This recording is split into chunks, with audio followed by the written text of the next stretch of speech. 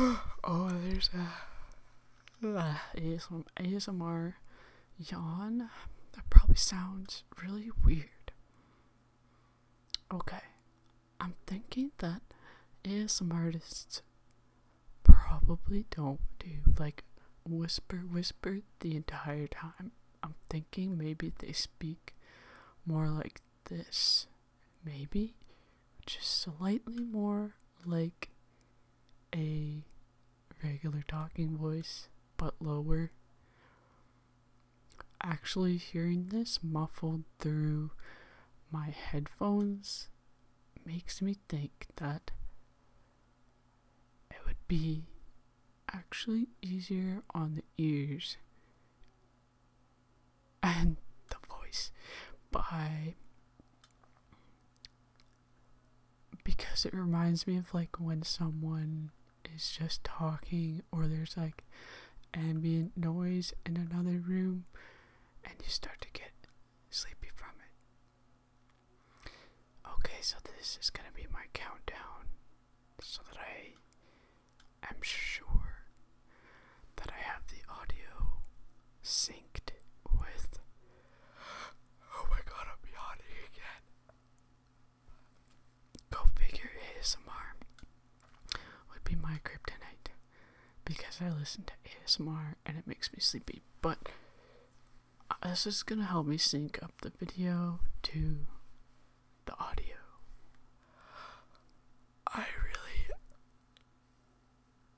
need to stop yawning. Okay. I really like Fire Emblem 3 Houses as a game. It was my first Fire Emblem game ever. Okay, so I'm gonna try something because oh no, I was gonna try to go back to my Crimson Flower route because I didn't want to have to get stuck where I would not be at the school, because I think we're gonna read some stuff that is at the school. I also am gonna try one more optional thing because it's happened a couple times while I was playing this game and it's really funny, so I want to see if I can get that to happen again. Okay, anyway, we are gonna get through this. Okay, so welcome to the video.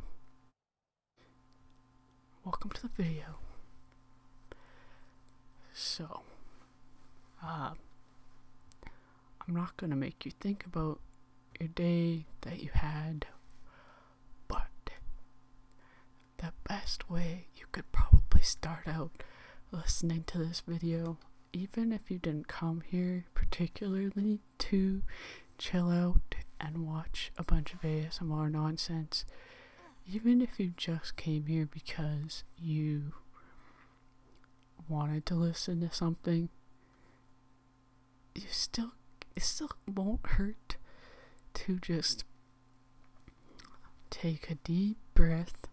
So I'm gonna lean away from the microphone and do this because I don't know if I can in this position. So, but take a deep breath and breathe in for 4 seconds. Okay, starting now. Then hold for 4 seconds. Then exhale for 7 seconds.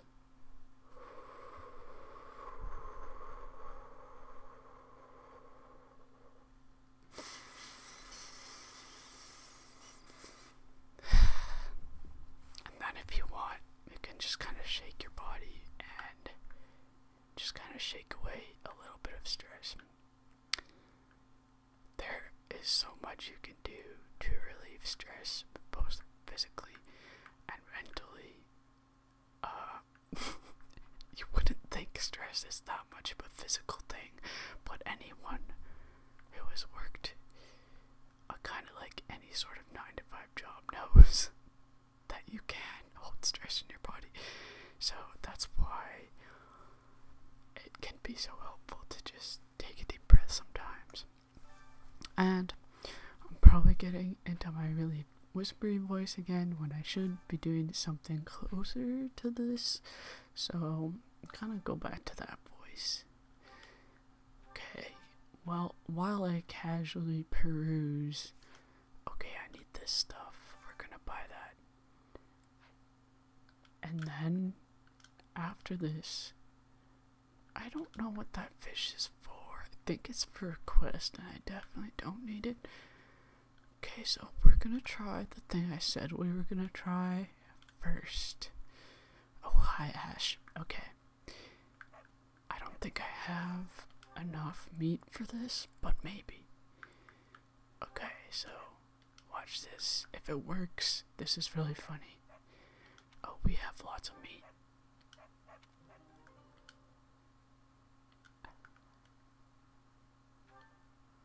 So you can feed these animals and they will give you food.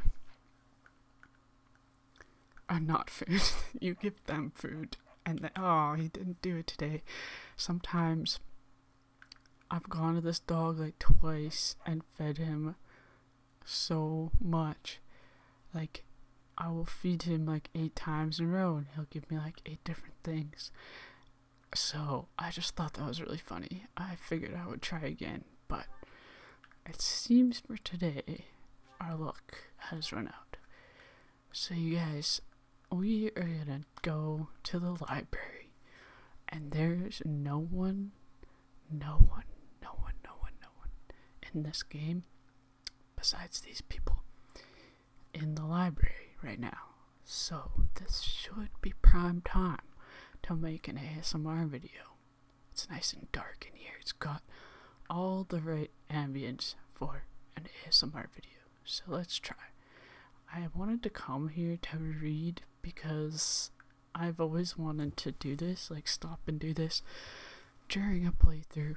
And so far, I've never done that. I've never looked through all the books in here. So we're gonna read and hopefully get educated on some Fire Emblem's 3 houses. Lore. Okay, let's do this. Let's start from, let's go somewhere where we have a lot of privacy. Let's go to this back wall and see what is on the back wall. We'll start from this side, or actually this one. I have a good feeling about this one. Okay, what is it? Alright, I think this is pretty much, seems like the best place to start. I don't know. I'm not the expert on these things. Okay, so hopefully some of you have watched this video game, because there's actually a decent enough amount of lore in this universe that I could not do a decent job at really explaining it to you, other than the current situation is we have become a professor at this monastery, which is kind of like a school for combat and magic.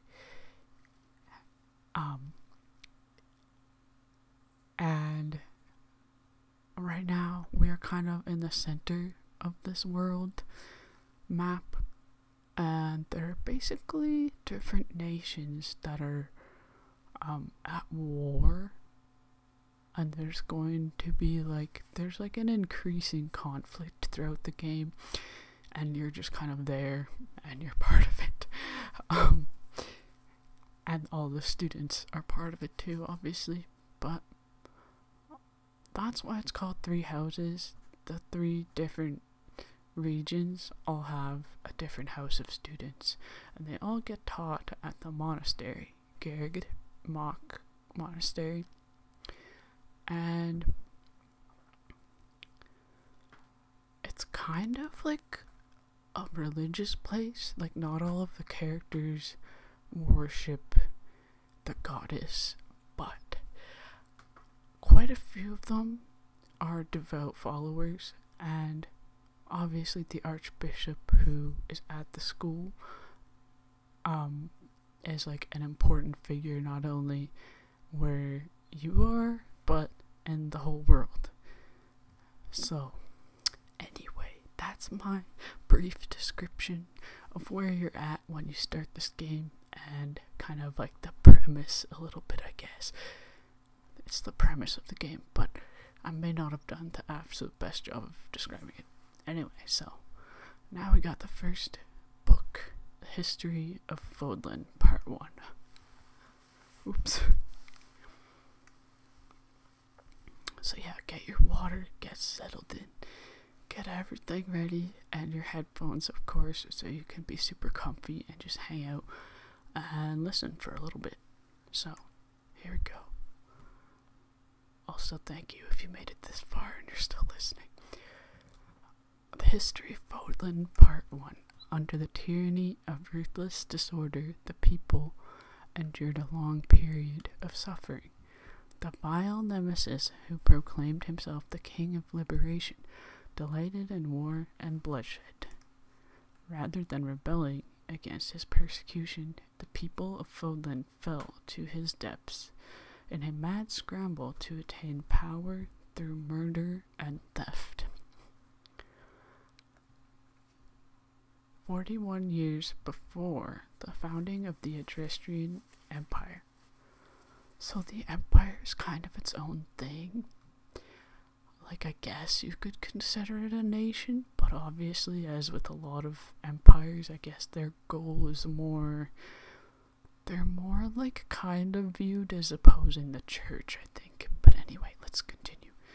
Saint Saros appeared in the land of Enbar, and through the many unfathomable miracles she performed, spread light across the land. In doing so, she joined the shattered hearts of the purest people of Foodland, who went on to form the Holy Church of Saros.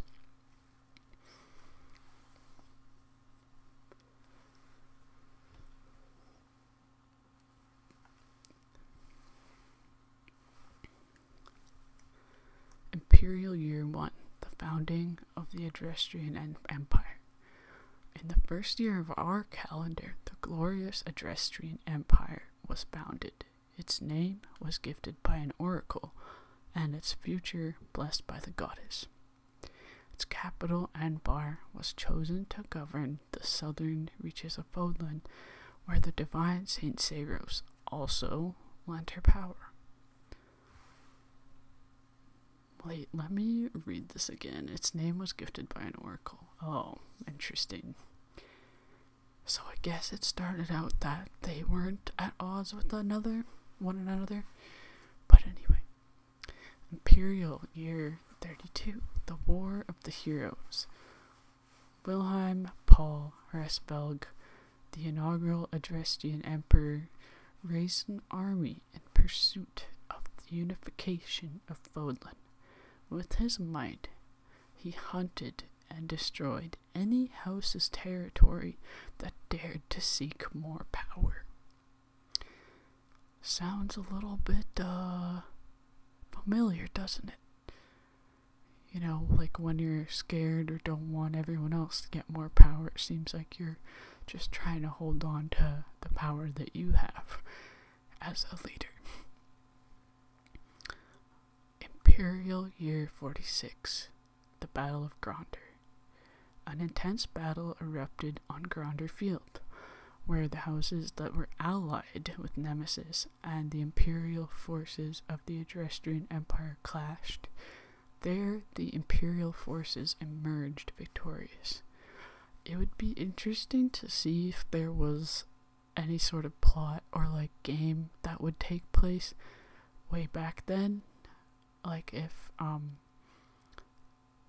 there was anything like the monastery from this game and you just played as characters from that day and age, because you would get like the more storytelling, I guess, aspects of the quote-unquote historical events, because like we all know, or at least my experience of history in the form of a textbook is one thing, and it's even told in this video game that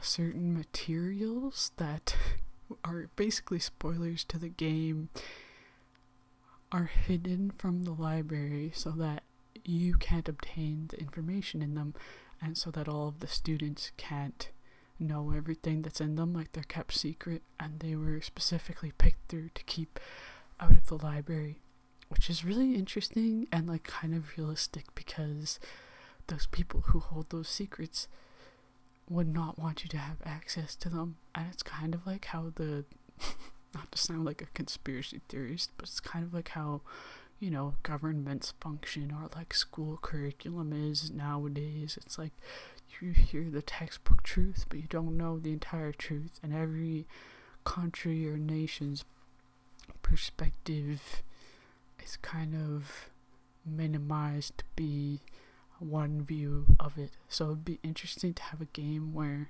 everything happened back then, because you would obviously get the clearer picture. Like, you know, some people would ally with Nemesis, for example, because they were scared, or because they thought it was the only option they had. And then it turns out, like, the real history version of it is that not everybody wanted to go with Nemesis, and like blah blah blah blah blah. Anyway, you probably get what I'm saying. So, alright. So the Empire won the big battle. It won the big battle. So, basically all of those houses and Nemesis got kind of squashed. At least in that battle. Imperial year 91, the Battle of Tailtean. The houses that were allied with Nemesis once again faced off against the Imperial forces, this time at Tailtean Plains. There, the evil Nemesis finally fell, and the Empire secured a momentous victory. Imperial year 98, the War of Heroes ends. The successor to Great Emperor Wilhelm I, Lysaon I, succumbed to sudden illness. Poison. The Empire, which ruled over the majority of Foodland, took this opportunity to put an end to the seemingly endless fighting. So they did the right thing, you could say. The Empire was like, you know what? Okay. Nemesis is dead. Our new Empire is dead. So I guess we're like just gonna chill out a bit. We have most of Foodland under our grasp. Like, I think we're good for now. I think we're just gonna chill out. Or maybe there was a completely different story there. I don't know. Okay, let's read part 2. Imperial year 721. Wow, that's quite a jump. It's quite a jump where, like, there's just no history, apparently. The First Mock War. The Dagdan army invaded from across the sea. Though the Imperial forces resisted the attack and drove off the enemy, the land of Mock sustained considerable damage. Imperial year 728, the invasion of Brigid. So, if you know of the character Petra, she is, in the current day, Princess of Brigid. I think she's the only character you can play as, quote unquote, who's actually from there. But her culture sounds very interesting. I kind of wish I could go there and, like, except that I'm pretty sure, you know, there's like downsides to everywhere in this world because everybody's at war. But anyway, the Empire invaded the Brigid Archipelago, a land occupied by allies of Dagda. As penance for their refusal to surrender, the people of Brigid were relegated to a life of imperial subjugation. That sucks. Imperial year 731, the invasion of Dagda. With the boon of a strong foothold in Brigid, the Empire mounted a large-scale invasion of Dagda. However, the fortunes of war were not on their side, and their attack failed. Okay, so the Empire failed. They're slipping. Year 747, the Vargas Rebellion. Vargas is a think the holy place where like all the blue lions come from, I think that is the kingdom that Dimitri and the blue lions came from. I could be wrong, but I think that's, yeah, the holy land of Vargas.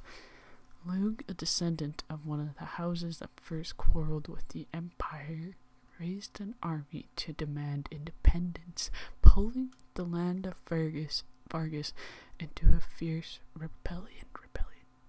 This clash came to be known as the War of the Eagle and Lion. So for some reason, this concept of the War of Eagle and Lion, I guess because they are, like, even in modern times in the game, they are like kind of enemies, quote unquote. They definitely don't seem to be like on the best terms. So I guess the scars of history are definitely still there.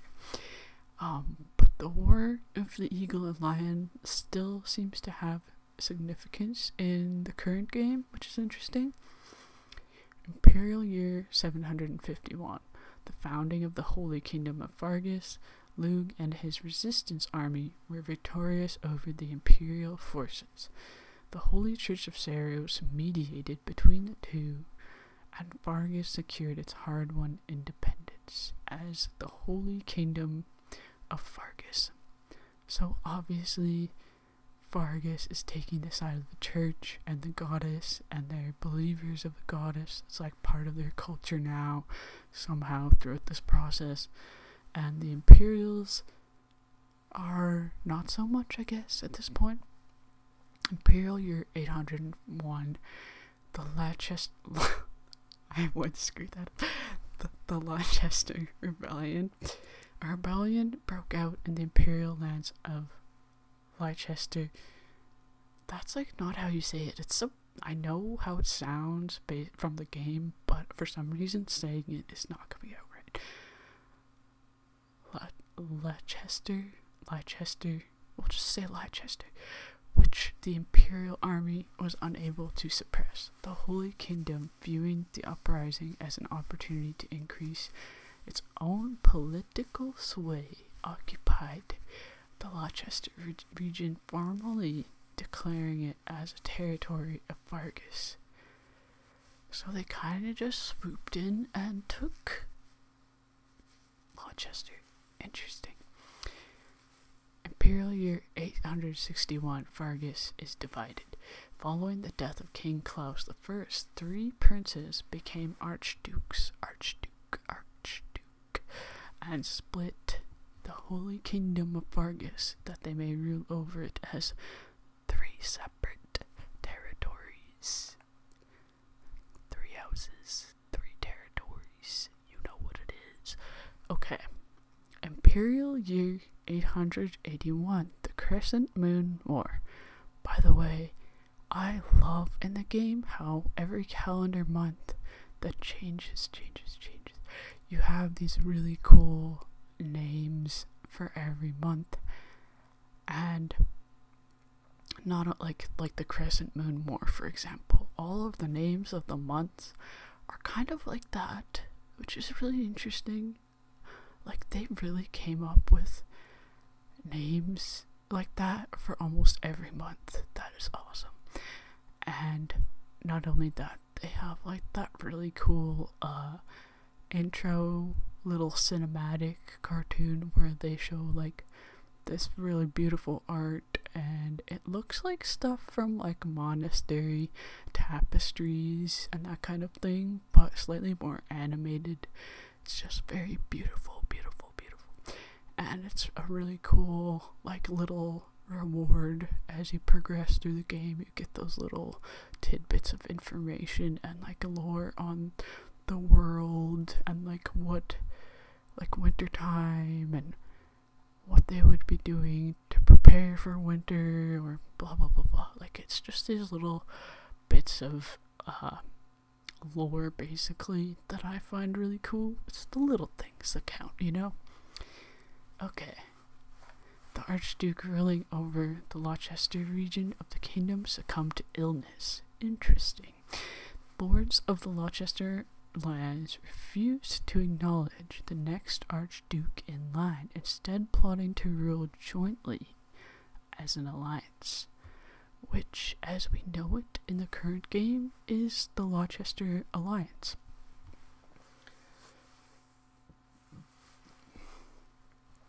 So characters who are known for being part of this alliance in the current video game are Claude Regan, who's the leader of the Golden Deer, my favorite house represent, and also, why can I not remember his name right now?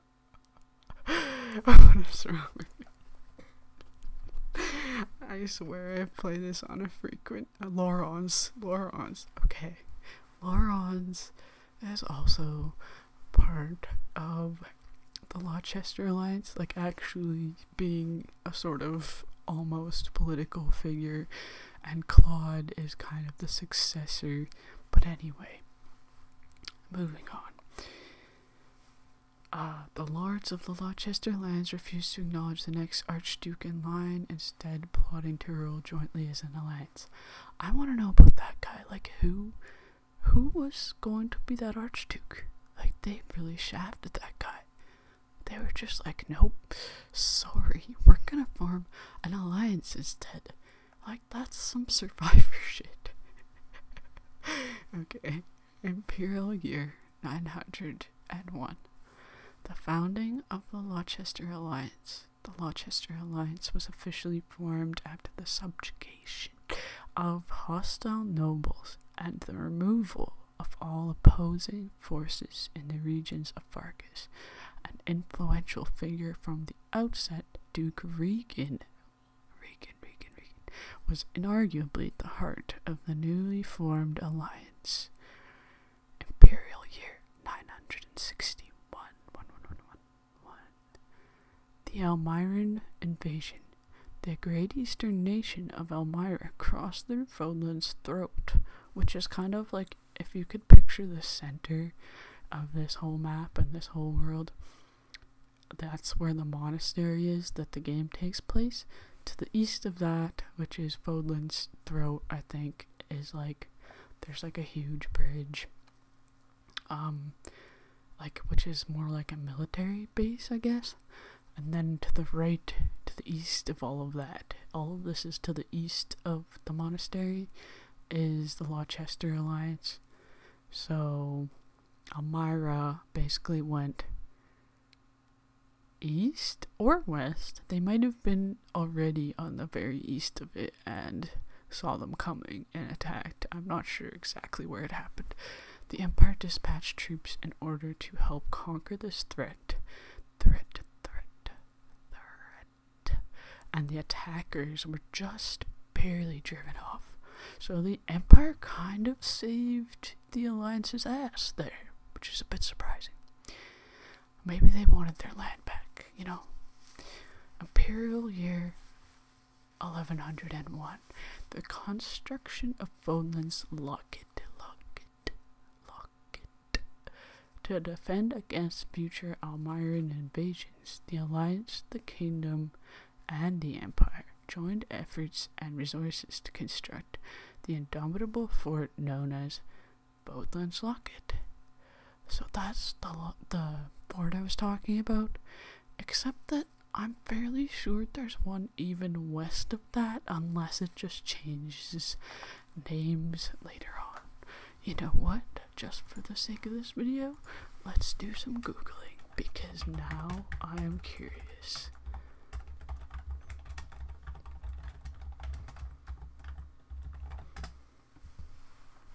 Because the place I know of is called the Great Bridge of Murden. I'm pretty sure you do a mission there. Okay, so, alright, yeah, interesting. The Great Bridge of Murden is a strategic crossing point of the Ermid River and links the territories of the Etruscan Empire and Rochester Alliance.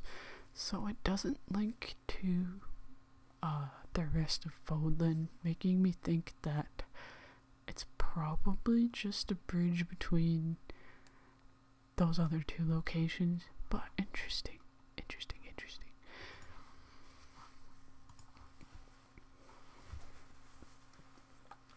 I want to see if there's anything on like magic or crests. Crests are like a semi-important part of the game. Oh my god, is this all nobles? Get out of here. Oh my god, he scared me. Okay, I want to read this stuff. I don't know how many books of Saros there are, but I want to read them.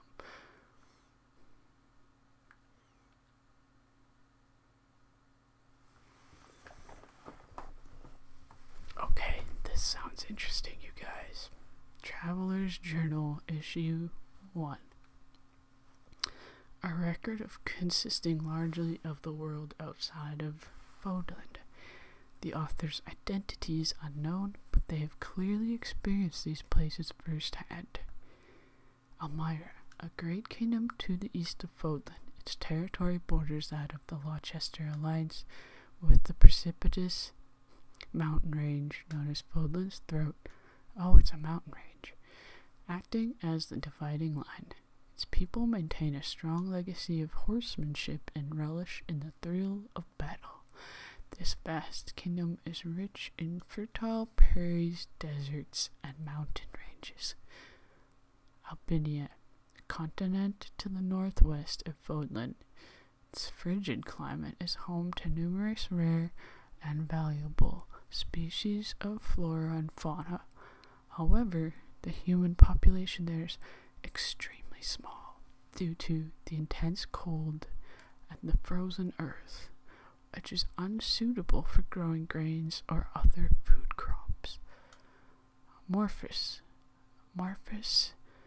I kind of recognize these names just from doing gardening in the video game because you get to plant different flowers and you can either give them away as gifts to the other non-playable characters, or you can also try to get items that will boost your stats.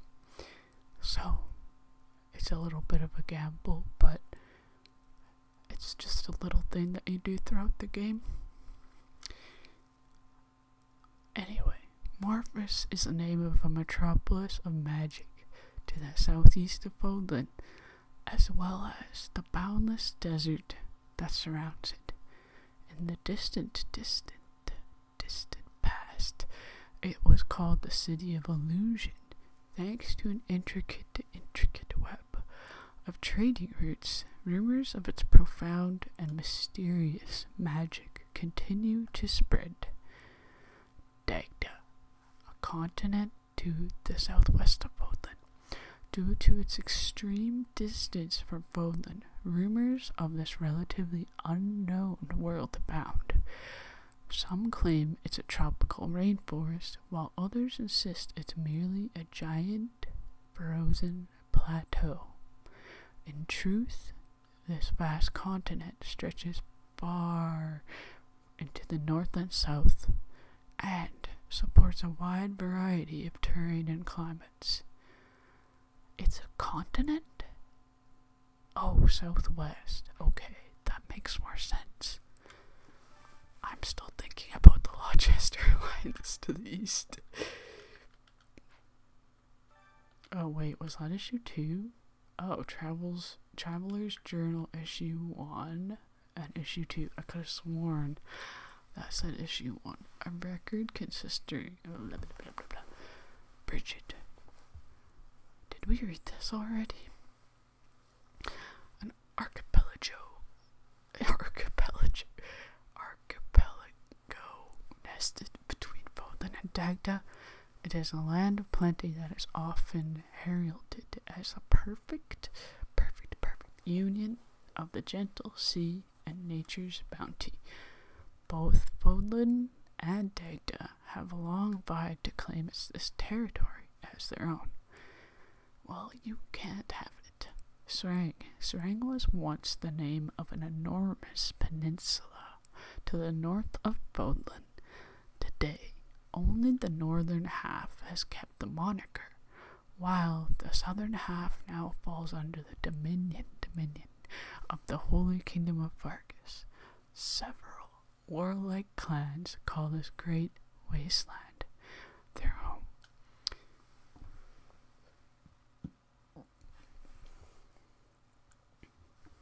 Certain areas of this region are comprised of rocky desert. I think, if I remember correctly, the character Shamir is from there. And Dusker brings us to another character, if I can remember his freaking name. My brain is not working. I think it's because of the heat, but my brain is just not working. I actually like this character. Let me think. Dimitri and blank. Hang on, I'm going to Google this again because it's going to bother me. If I could think of it before, though, that would be great. Alright. Didu. The character Didu is from Dusker. Apparently, I could not remember that. I don't know why. Okay, a peninsula to the north of Foodland and the west of Strang, the people who once inhabited this area were decimated, and it now falls under the dominion of the Holy Kingdom of Vargas. The land boasts nothing noteworthy to make it a desirable travel destination, but rumors of valuable minerals waiting to be unearthed abound. Ogwa Mountains. An enormous mountain range somewhat south of central Foodland. To the west it forms a border between the Empire and the kingdom surrounding Garrod Mach and cutting across Empire territory. That's kind of weird. Like the monastery is just kind of like nested into Empire territory. That's really strange and doesn't make much sense, but oh well. It is home to many animals and plants that cannot be found elsewhere, as well as a plethora of valuable mineral deposits. So basically, the Imperial lands are mostly in the mountains.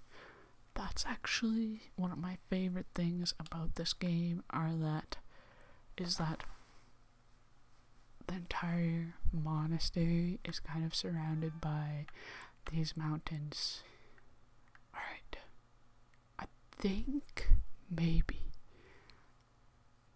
we might leave this here for today, and I might just keep recording for a second part for next time, and then you can watch that at your leisure, because unless you somehow watched this to fall asleep and are now very tired and very sleepy enough to go to bed and close your eyes, if that's why you watched the video, then I think it's gone on quite long enough, so we'll continue the next video next time. Thank you guys for hanging out. I really appreciate you watching my random ASMR content. I'm sorry that I don't have a better microphone for this right now. Hopefully that'll be something we could acquire in the future. The more I make these kinds of videos. But yeah, thank you again, and I hope you have a great night. This is not an Animal Crossing ASMR video. Okay, let's go. Let's go find our bottle of the day. The DIY of the day. DIY. Okay, what's in it? What's in it though?